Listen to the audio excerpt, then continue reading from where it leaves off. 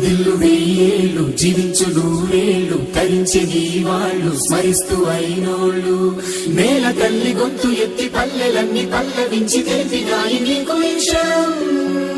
జన్మదిన శుభ